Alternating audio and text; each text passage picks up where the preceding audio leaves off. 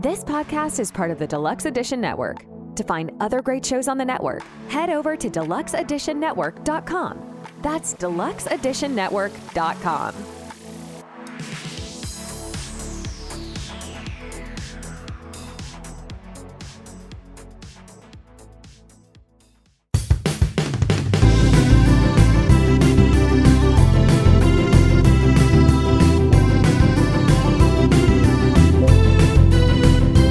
If your friends are nerdy and you are nerdy too, I want to talk to you. Friends talking nerdy.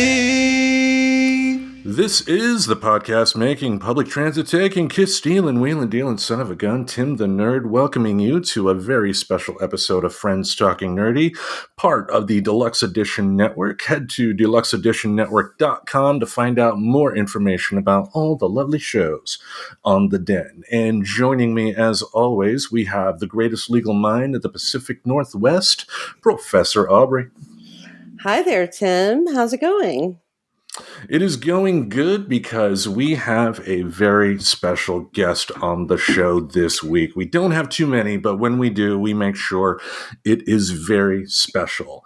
And this week, we are going to be talking with Dr. Karen Stollznow, who was born in Sydney, Australia, holds a PhD in linguistics from the University of New England. She used to live in the Bay Area. I used to live in Sacramento, so not far from that myself, and currently lives in Denver, Colorado. So, Dr. Karen, thank you for being on Friends Talking Nerdy. Oh, thank you for inviting me on the show. Yes, yeah, we're definitely excited. You are the first person that has ever written for Psychology Today that has been on our show. The co-creator of our show, the Reverend Tracy, was the one who introduced using Psychology Today articles for us. And we just wanted to thank you for taking time out of your day on a blustery winter day to join us. And my apologies, I'm not actually a psychologist. Oh, linguistics. Sorry. Oh, yeah. Okay, yeah. I write for Psychology Today, but they have a large pool of authors from all kinds of genres, and I'm not a psychologist, but a linguist. Yeah, that's right. And speaking of that, why don't we dive into our first question here? What interested you in linguistics?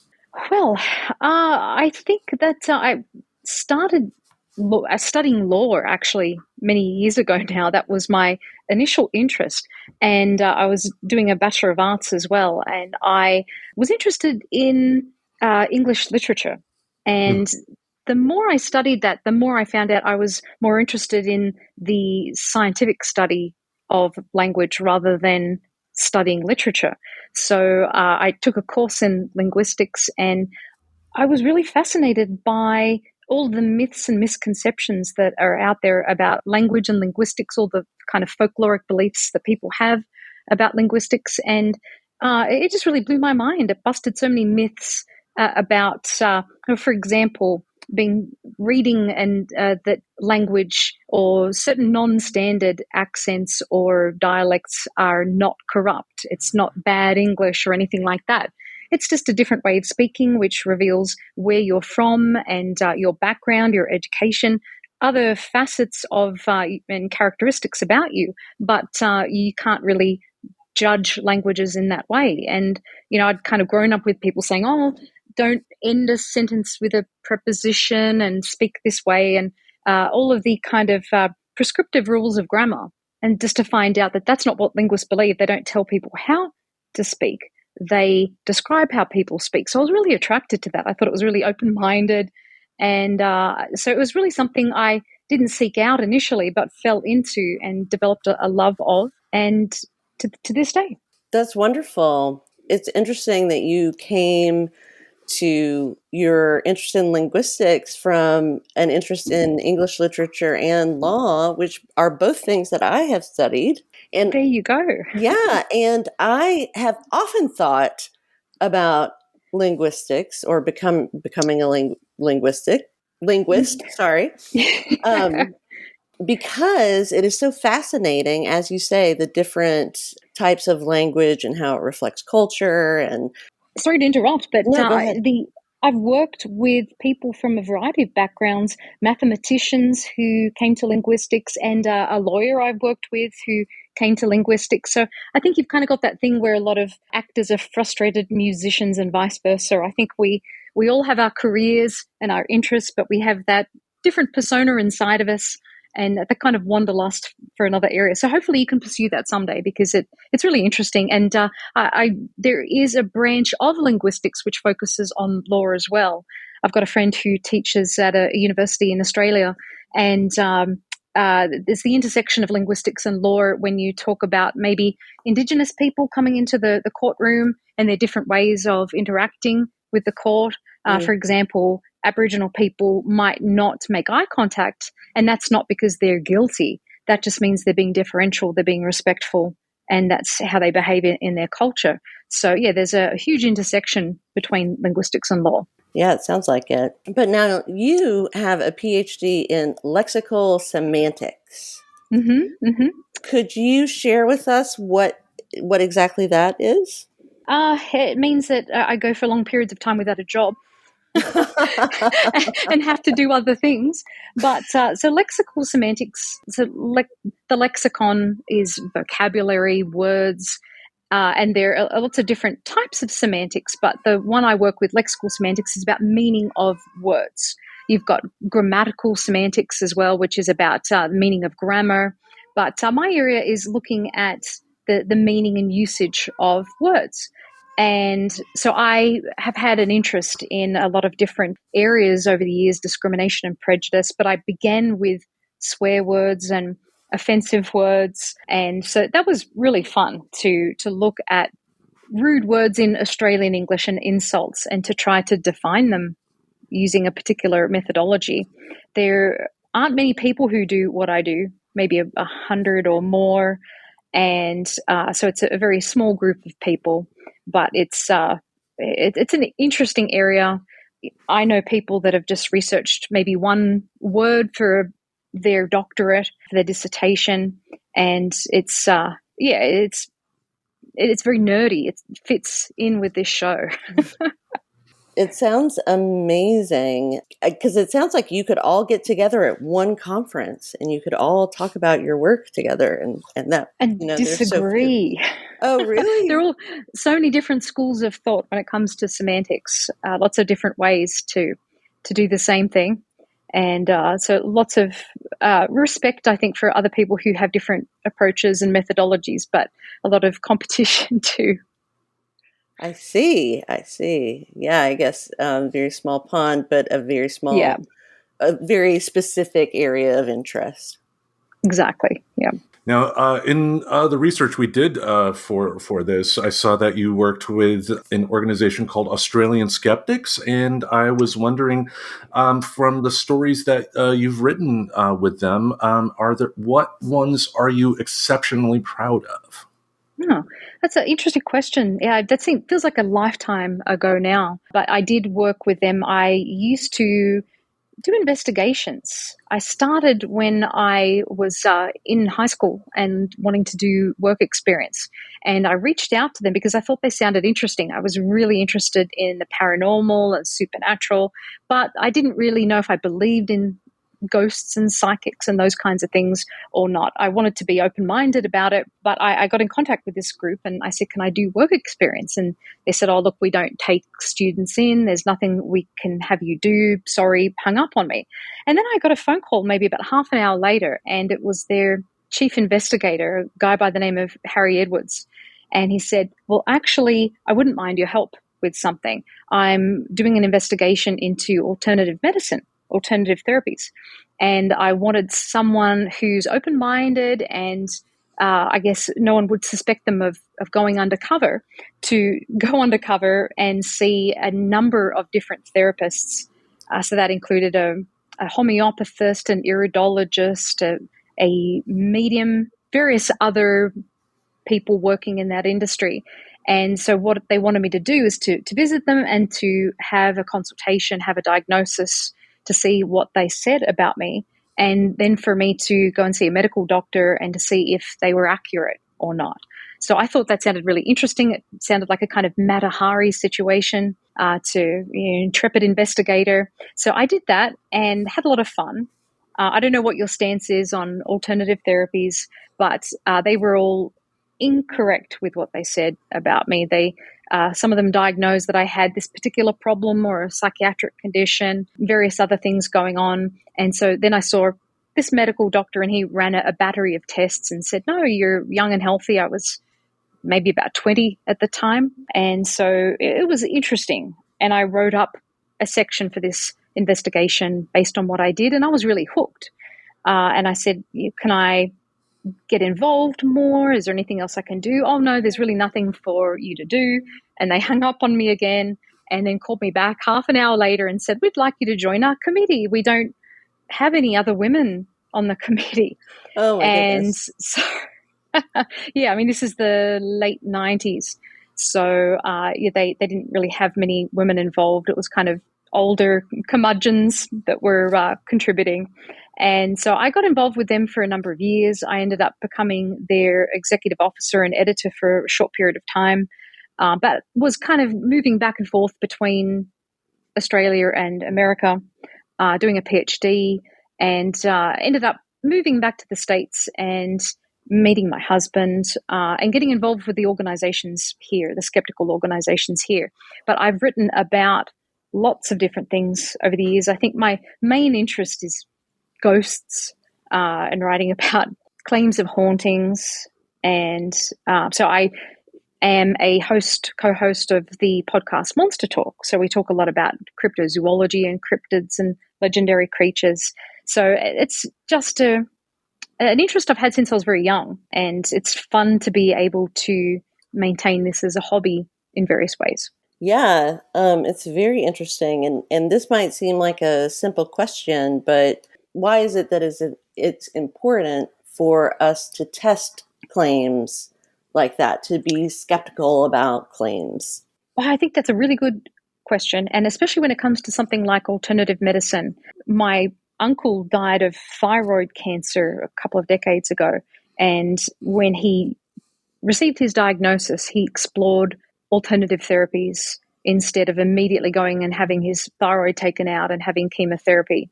And unfortunately, because of that, it really shortened his life. And by the time he got around to having the orthodox medicine, it was too late for him.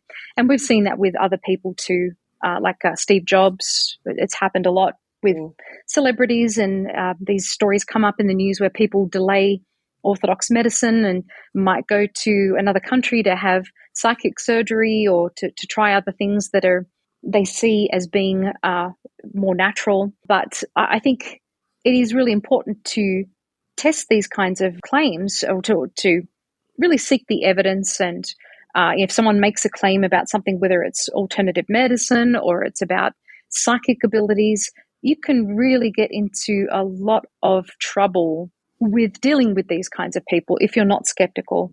Skepticism sometimes has a bad name. It has negative connotations. So we might want to talk about this in terms of critical thinking, or lots of different ways to describe it. But people often see skeptics as cynics, but that's not what I go into any investigation with that stance. I want to be open-minded and to find out if there is anything to these claims. But yeah, certainly we don't want to just accept something at face value. We want to look into it and do our own research.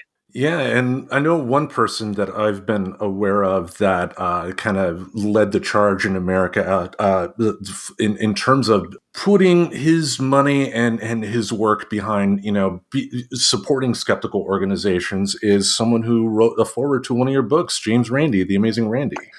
Yes. Yeah. Unfortunately, he passed a couple of years ago, but yeah, he was, I think, a Harry Houdini of his time, testing claims. And I think he may not have always had the best attitude when it came to this. And I think he bristled with a lot of people because of his personality.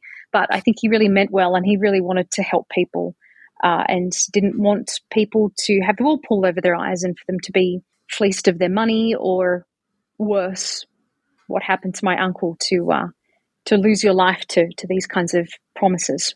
Indeed, yeah. Speaking of the amazing Randy again, I was wondering if you have a story you could share, if you do, about interacting with him. Well, I worked for the James Randi Educational Foundation for a number of years. I was doing investigations for them. So I did meet him a number of times, and he was up in years. So let's just say that pretty much every time I met him, it was like I was meeting him for the first time. He didn't always remember me, but I really did enjoy spending time with him at conferences or wherever I would catch up with him, because he'd always perform magic tricks. So you'd be sitting there having a coffee over breakfast, and he'd just perform a trick for you. And I mean, he just had so many stories to tell of things that had happened to him, just interesting stories, and a lot of things like coincidences too. So it was interesting to have a more kind of skeptical look at something that someone else might call synchronicity. He just lived a very full life, and had many anecdotes and stories to tell, and lots of tricks to play on people. I mean, yeah, for somebody that is helped spearhead his organization as well as touring with Alice Cooper in the '70s, he led the interesting Yes, life. he really did. Yeah, that was a very remarkable portion of his life, and I think gave him a new audience. He was up there, beheading Alice on stage, I think was one of the tricks. Yeah, Oh, yeah, wow. it definitely taught him how to do that. Well, Yeah, so it was a great period of my life. it sounds really fun. So I wanted to sort of change gears and ask you about writing. As writers Sure. ourselves, we love to ask people about their writing process and sort of what do you do to keep yourself writing and to keep yourself motivated? That's a good question. And I probably need some help with that myself at times. Mm, I think it's difficult to stay motivated. I think I've got a bucket list of topics that I want to write about, and I'm steadily going through that list. And it's difficult because I think post COVID, well, to some extent, we're still going through the pandemic, but it's really starting to change the publishing industry, and it's getting harder to get book contracts. So I just at any given time have a bunch of proposals and farm them out to agents and farm them out to publishers, and just hope that something's going to hit the wall and stick. But I think that I really do enjoy research. So once I start working on a book and I start exploring that topic, I like doing deep dives into topics. We do that a lot on Monster Talk as well, to go into something in a lot of depth. And once I'm researching that topic, you find so many things to talk about, so many angles and perspectives, and it gets you excited. And I think talking about the topic with your friends and family too, and getting their ideas and suggestions maybe from related pop culture, I think you just have to thrust yourself into the topic and really absorb as much as you can. And that just brings with it an inherent excitement, and hopefully it's something that you can maintain. I mean, it really is difficult if you go and do a PhD or you do a dissertation for honors level or master's level. To maintain that interest for a long period of time is difficult. So you do really need to choose something that you are fascinated with, to do it for love and for not for money, and just do your best to stick with it. And if you have to take a break and maybe shelve it for a while, I've had people say that to me in the past. Even if you just put it on the shelf for a year or longer, and then come back to it later on. Sometimes maybe you need more life experience, or just to really think about something, leave it on the back burner of your mind and to come back to it later on. But it is difficult. interesting. So the proposal process, it sounds like that's something you have to produce ahead of writing whatever you're proposing to write. Mm-hmm. Are those proposals pretty significant on their own? Do you have to do a lot of research and Well, writing it before? really depends. Yes, and it depends on the kind of publisher you're going with. If you're going with I've been publishing a lot with academic trade, which is this uncomfortable marriage of scholarly, academic, and trade a popular audience. And so I think a lot of publishers don't really know how to straddle that line, how to do both academic and trade at the same time. But I've sometimes had to rewrite proposals. It's like, I guess, applying for a job in a sense, applying for a position of being the author of a book that you are the artist for or of. And so depending on the job, you might tweak your resume, you might tweak your cover letter. So it's rather like that. And it can be a real drag to write these things because maybe the book will never even happen. But when you work on a proposal, you'll need to have maybe an abstract if it's more academic, and to have a synopsis and an overview, and then chapter outlines. So you, in some ways, having to write the book before you've written it.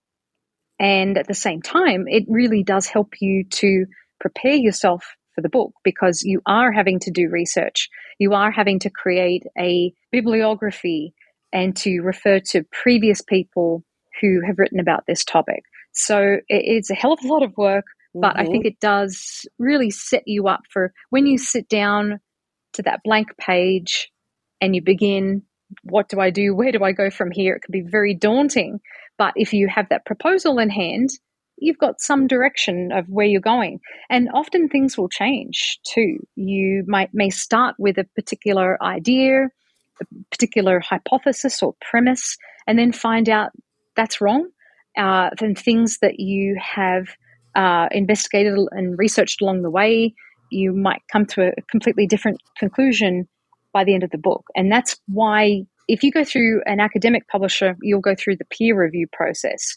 And that can be a drag too, because sometimes academics aren't terribly polite or friendly and can be rather critical. So that can be difficult. It's very difficult to swallow criticism when it can be handed to you in an insulting and abusive way. I do my best in those kinds of situations to really glean from it, take from it what is positive and what will be helpful, and to try and keep a smile on my face about it. But it can be demoralizing at times. But I think it usually does result in a better book when you get that feedback. But the whole process can take months to even years to come up with the proposal, to get contacts and network and to feel the proposal out, then to go through the peer review process and to get feedback. They might want you to even write a chapter or to complete the entire manuscript before they say yay or nay. So it can really be difficult, and it depends on the publisher and the people you're dealing with. Yeah, really different every time, I would say. There's no one way that it happens. All right. So before we go to our next question, what we are going to do here is take a moment to hear from one of our friends at the Deluxe Edition Network. Hang tight. I'm Chris. And I'm Mel. And together we host the podcast Spoil My Movie. We were watching movies anyway. And we were having in-depth conversations about those movies too. So we decided to share our thoughts with the world. You can expect me to gripe about inaccurate details like supposedly cold weather, but you can't see anyone's breath. And you can expect me to be totally adorable, but also psychologically deep. And by the end of each episode, we'll provide our respective ratings, using a rating scale custom tailored to the movie in question. Check us out wherever you get your podcasts. We're everywhere. We're actually behind you right now. So how long have you been writing for Psychology Today? 10 years. That is a long time. Yeah, I won't say it's been consistent, but over the past maybe 3 or 4 years, I've been writing more frequently. And I think at first, because I'm not a psychologist, I was a little, I don't know if I should be writing for this crowd. But to use the term again, there's a lot of intersection between psychology and linguistics, communication.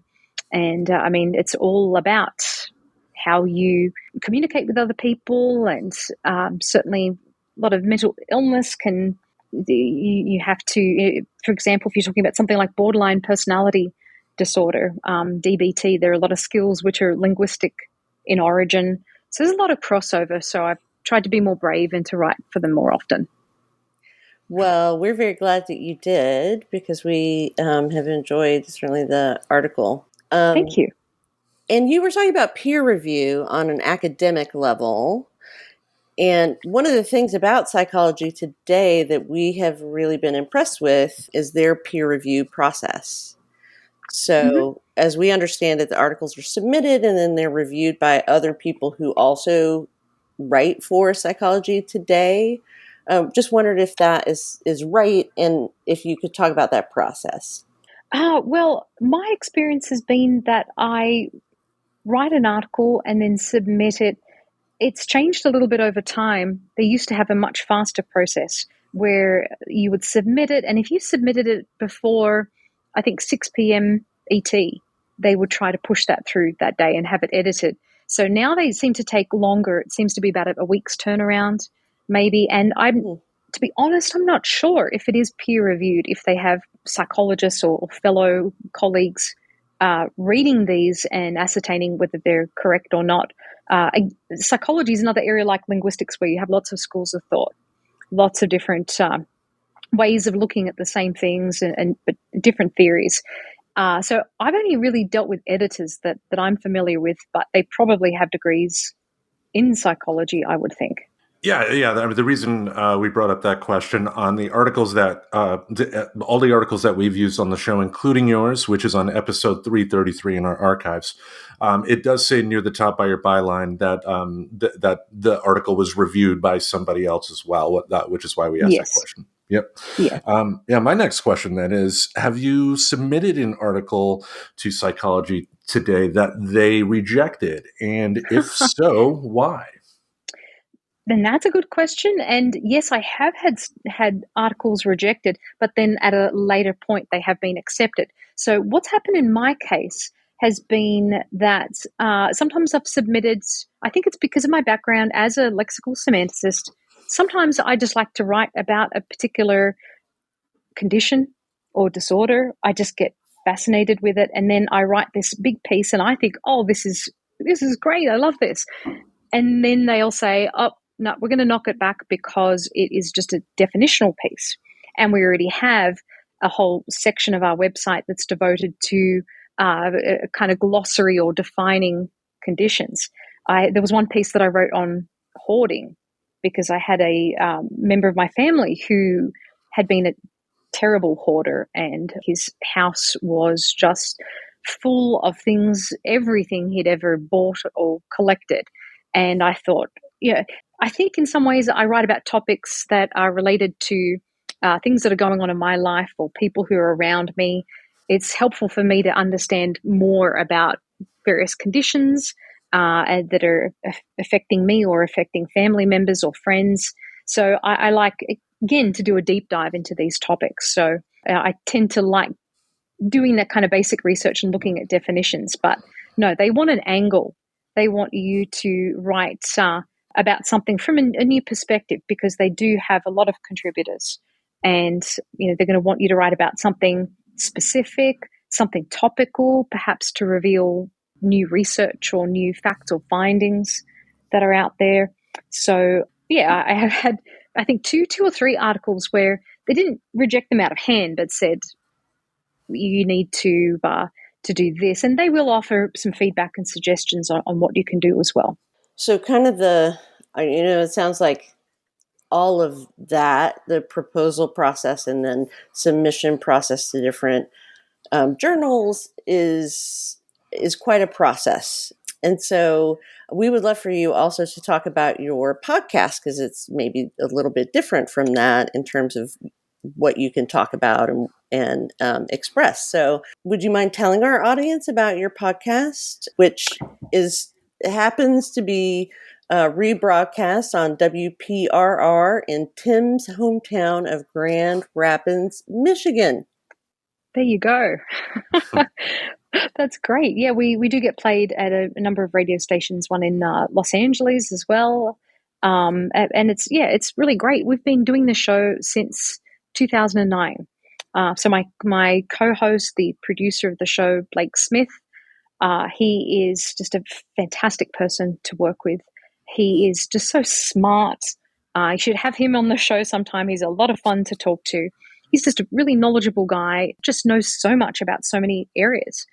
And we met at Dragon Con back in 2008 and got talking about some topics that we were interested in. And we just thought it was really cool that here I am coming from Australia, and he's born and bred in Georgia, rural Georgia. And yet we had so many similar interests, and we started talking about a number of cases that we were familiar with, which are kind of classic stories, but they're pretty rare. Not many people at that point anyway were talking about them. And we were just fascinated that we both knew about these cases. So we kept in contact, and he came up with the idea. So Monster Talk is his baby. And when we first started the show, we had a lot of people say, "Oh, how many episodes can you talk about Bigfoot on before everyone's going to get bored?" But it's an endless topic. There's just an endless number of monsters and cryptids. Our definition of monster is very broad too. So nowadays we will talk about people who are monstrous people. So whether it's Rasputin or Hitler, we've talked about a lot of people who could be classified as monsters too. And it's just a lot of fun. We've been doing this for over a decade, and well over a decade now, but we just haven't run out of topics. And we, to this day, get messages from listeners all around the world suggesting topics. And, we really kept very busy with this show. And it's just a lot of fun. It really does take you back to your childhood and the kind of delicious fear of monsters, or the idea of the monster in the closet or under the bed. And it's really great to be able to look at these monsters and use it as a springboard to talk about science as well. Yeah, now I'm sure this is something every podcaster, and I've been asked this before myself, but in regards to Monster Talk, what would you say are some of your favorite episodes that in your head you just go back to thinking this is the absolute best thing I've done podcasting wise? Well, I don't know if it would be in terms of the best thing I've done podcasting wise, but in terms of just topics that have stuck with me since childhood and have really piqued my curiosity and my excitement. There are a number of shows that I immediately think of. And one of them is one that we did quite recently, maybe about a year ago. And it was a story that Telly Savalas from the TV show Kojak, the lollipop-sucking detective, he had told this on a show called The Unexplained. And it was an Australian show. So it was kind of like In Search Of, like one of those shows, or Unsolved Mysteries, but it was this weird little Australian show back in the 80s. And he'd appeared on there and had told this urban legend, but it was an urban legend with a twist. So I'm sure you're familiar with the vanishing hitchhiker legend, where someone's on a lonely road and they pick up a hitchhiker and have a strange conversation. And then at some point, perhaps when they drive past a cemetery, the hitchhiker disappears. So that's a real urban legend, but this Telly Savalas' story had a twist in that he was the one who was picked up by a ghost. And so I urge listeners to this show to go and either listen to our episode or check out the story on YouTube. But he tells it, he was a very interesting personality and had a real way with talking to people. And when he told this story, I was just so intrigued and really freaked out. It was really creepy. And so we covered that. And I was very curious to find out that even though he'd told that story a lot over the course of his life, the story elements had changed over time, and no one had really done any digging into the story either. And so I was able to do some research and to find out some interesting information about the story and what might really have happened. So that was just, I think, from an egotistical perspective anyway, it was something I'd wanted to do for a long time for myself. And we had a lot of good feedback about that show. But the other shows that I've enjoyed, there's a a weird story from the Isle of Man dating back to the 1930s about a talking mongoose named Jeff. And I've always loved that tale, and being a linguist as well, just the element of a monster or a creature that could talk was fascinating to me. Again, to talk of bucket lists, I have a long list of topics that I want to treat over time. And it's often just a matter of finding someone who's an expert, someone who's written a book, or someone who's done the research already. Often Blake and I will do our own research and just pick a topic that's near and dear to our hearts and to do the work ourselves. But sometimes if you can find an expert out there already, someone who's done the work, it's great to bring them on and to get that access to expertise. Wow, just thinking about all the different things that you write about and have written about and been involved with is such a broad range of things, because your books, and the one that we have focused on over the last couple of weeks has been On the Offensive. And wow, what a really fascinating book. We have been Thank really you. enjoying it. And just wondering, so from all of the things that you had done before, like what was the impetus for you to write a book about offensive language? And it sounded like maybe earlier you were talking about Aboriginal people in Australia and might be some cultural things involved. It certainly is bringing up a lot of that for me. So just what compelled you to write this particular book?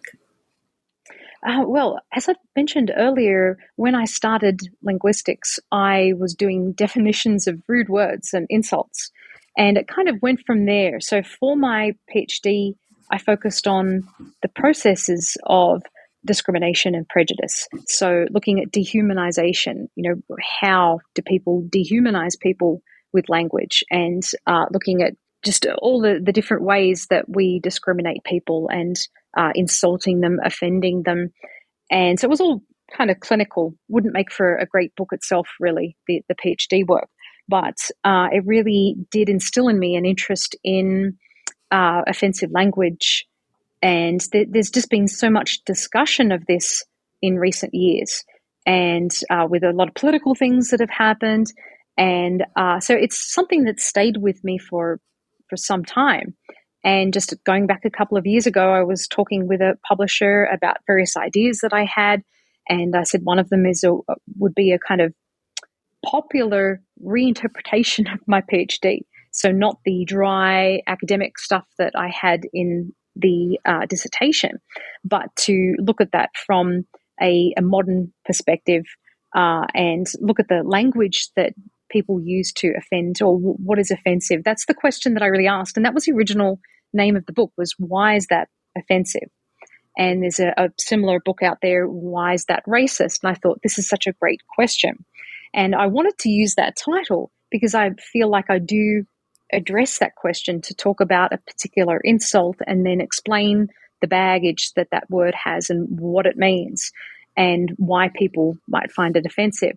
But they didn't want to use that term because they thought, well, if you had more of a psychology kind of perspective on that would be okay. But because this is primarily linguistic, let's go with something else. So we went with the pun, On the Offensive. But I did want to stick with why is that offensive, because I think that's the core question of the book. And again, being linguistic in nature, it's not about telling people how to speak. It's about giving people the knowledge of this language, why it's offensive. I grew up with a father who liked to swear a lot and use abusive language. And at the same time, I think he had a kind of naivety to a lot of insults that he used to use. And he'd say, well, why is that offensive? Why would someone see that in a negative way? This is just an abbreviation or something like that. And, for example, you might want a content note here, but for going back decades ago, an insult for Aboriginal people was abo. But if you go further back in time, it was just an abbreviation. So you might use that as a way of referring to Aboriginal people in a familiar way or in a friendly way. But over the decades, because of the way that Indigenous people have been treated in Australia, that developed negative connotations and became offensive. So, but my father would say, well, look, in my day, this wasn't offensive. We just used this word in this way. So, I had a lot of different perspectives on insulting and offensive language. And again, there's just so much discourse out there about this at the moment. A lot of people weighing in with their perspectives and opinions. And I just thought, hey, this is a good use of the PhD to go and write about this. And, this kind of thing is changing all the time. There are words that I've written about that might ameliorate in future and become more innocuous. This is something that's constantly changing, and it is really hard to keep your finger on the pulse of what's offensive, but we can try at least. Now, when I was reading your book, the first chapter brought back a vivid memory to me of walking home on election night in America here in 2008. I had the radio playing, my headphones in, and I was listening to NPR. And they had a woman on the street that was interviewed, and she opened up with the words that started off chapter 1 of your book. I'm not a racist, but, and it got me thinking, and you did a really good job in doing this, but it got me thinking, what focus did you keep in mind while writing the book that tried to keep the reader from becoming defensive and actually open their hearts to what you were saying? I don't know if I achieved that. And it really depends on the person reading the book too. I think that the average person who has purchased the book or who is interested in this tends to be more liberal in mindset, or someone who's maybe on the fence and is truly seeking information and wants to understand why is this language offensive, what can I do about it, to be informed. But I think, I did write the book with family members in mind who are more conservative and less open-minded and use this kind of language and don't particularly care about how it's received, or possibly even hope that it is received in an offensive way. But I think I just tried to be as level-headed as possible, and to not really come down on people for using this language, but to just say, hey, this is the history behind this word, this is what it has meant, this is what it means now, this is what it could mean in future. When you use this, it says a lot about attitudes and beliefs and behaviors. So think about your language. Words matter. That was really the message that I wanted to get across. Not so much, hey, don't use this language. I didn't dare to think that racism would just suddenly disappear. With the publication of my book, I'm realistic and know that people do speak this way, and people have blind spots too. I think even someone who's well-meaning may see a certain group of people in a certain way. There are lots of final frontiers when it comes to these kinds of things, offensive language and taboos. And, I think we have our own areas of interest and concern. For me as a woman, sexism. But then for other people, they might not understand why something's not important if it doesn't affect them or affect loved ones. It can be really difficult to see outside of your own worldview and your own experiences. So when people are offended by language and want to express that to the people using language that's offensive, do you think in your experience and also in your research for the book, whether there's a way to talk to people about words that people hear a little bit before they react in a negative way when you try to tell them that you're offended by something? I think that that's so important, but just really so difficult, and something that has to be taken on a case-by-case basis, because a lot of people just are not going to be receptive to this kind of thing. They're not going to try to meet you at that level and to have a proper, open, honest conversation about language. I think that if you're dealing with family members and you otherwise do get along with them, I think you can sit them down and say, look, I love you, and I want you to understand how I feel about this particular topic, and just have an open conversation to maybe try to come across some articles that perhaps support your arguments as well. So it's not just something coming from you that could seem like it's motivated, but to say, look, here's some information about why this is offensive and the background connected to this word or this language. So I think you just really need to maintain an open, honest conversation about this kind of thing. But certainly there'll be some people who will just say you're too sensitive, you need to toughen up. I've had that said to me as an immigrant from various members of my husband's family who were born here in Colorado. They would make disparaging comments, and I'd say, look, my background as an immigrant, certainly I'm a lot more privileged than other immigrants. I speak the language and I'm white, so I have all of this privilege, but I've still suffered some difficulties as an immigrant and a lot of preconceived ideas that people have and prejudice as well about immigrants, no matter where you're from or what you look like. And that was really met with, oh, you're just too sensitive. And I think they couldn't understand. People from rural Colorado, they've never traveled outside of the country or even their own state. And it was difficult for them to understand my experiences and my background and how things can be difficult. So, sometimes these conversations just don't take place, don't happen. You hit a brick wall. And I think, sometimes people are toxic and there's no point in trying to change their minds. You just have to leave them be. And who knows, maybe they'll return to you someday and might see sense after having their own experiences. But certainly, I think that when you look at the book and you look at the different areas of prejudice, we're all going to experience prejudice, whether it is based on the color of our skin or based on our gender or our sexuality or our age. That really seems to be the thing that it doesn't matter how privileged you are, you will experience ageism if you're lucky enough to grow older. And so it's something that really does touch everyone. So it's really something where you can say, look, you might not understand my perspective and my experiences and my background, but hey, when someone calls you a this or a that because of your age or because of your religious beliefs, it doesn't feel good, does it? And to try and empathize, to try and have them empathize with you and to try and empathize with them. Good words there, and we are at the end here, so we do thank you very much for taking time out of your day on this blustery winter day to talk with us here at Friends Talking Nerdy. Where can people find you online?